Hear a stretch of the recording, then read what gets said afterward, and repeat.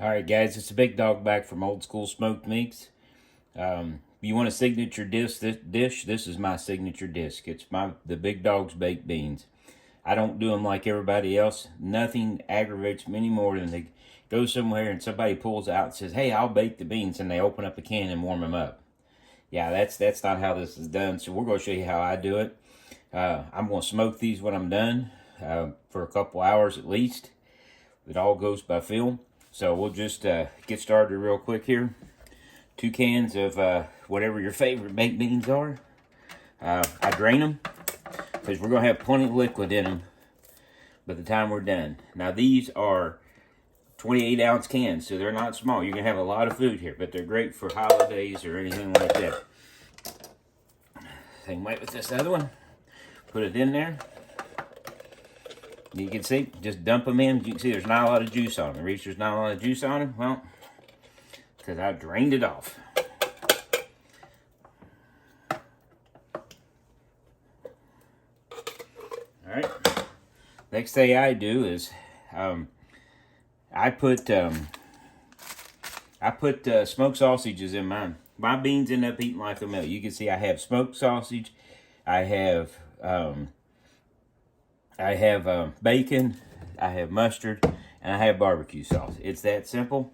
I'm going to show you real quick how to cut these up into small chunks. So basically, you make an incision down the center, like so.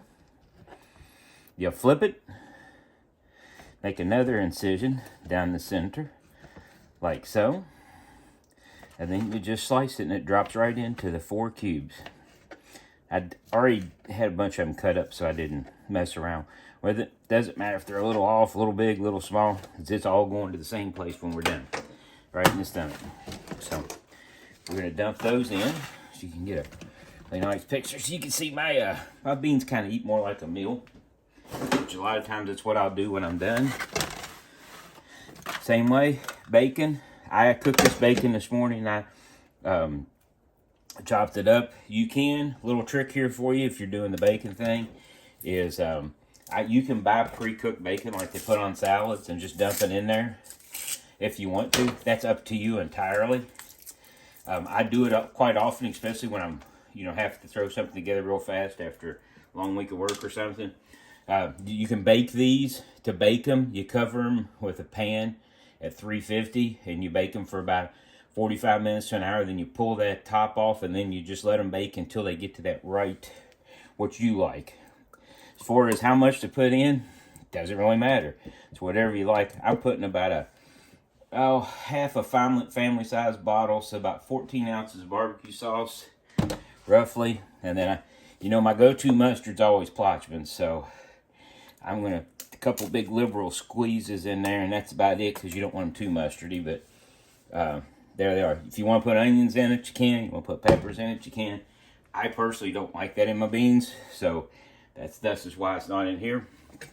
Now, last thing but not least, you just got to stir it up real good. And then if you don't have the right consistency of barbecue sauce to mustard, then guess what? You just dump some more on. You can also add ketchup if you don't like that. Sometimes I do mustard, ketchup, and barbecue sauce. It just depends on what I'm in the mood for. Today I'm in the mood for something a little more. Ketchup will put more sugar in it, so you'll have more of a sweeter taste. Mustard's going to give you a vinegar taste.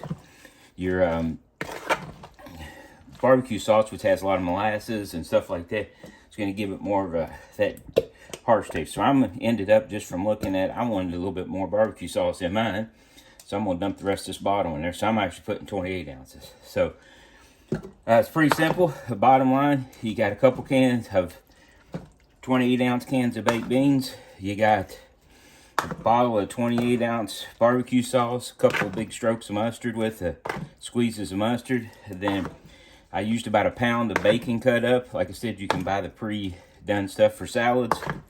And then I used a package, which is 5 of the hot cheddar sausages. Now, one thing I've seen people put hamburger in. I really like hamburger in them. But today I decided, but I also really like this. Sometimes I put both. My favorite has got the sausages in them.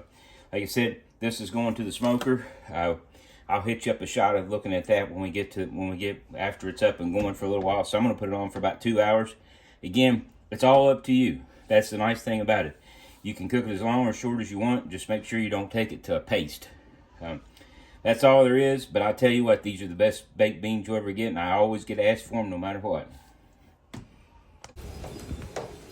Well, guys, there's the baked beans on the smoker. We're going to let them go for a while. I'll spin them once to get them away from the firebox.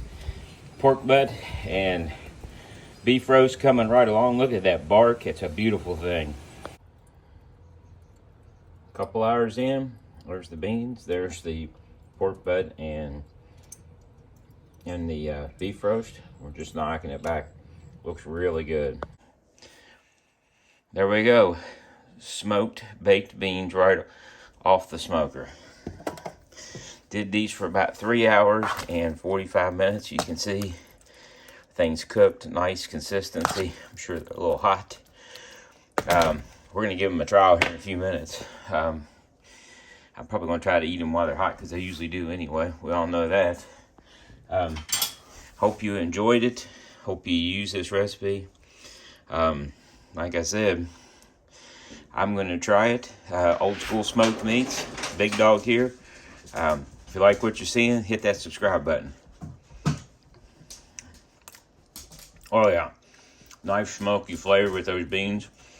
Really, really nice. I suggest this one all the time.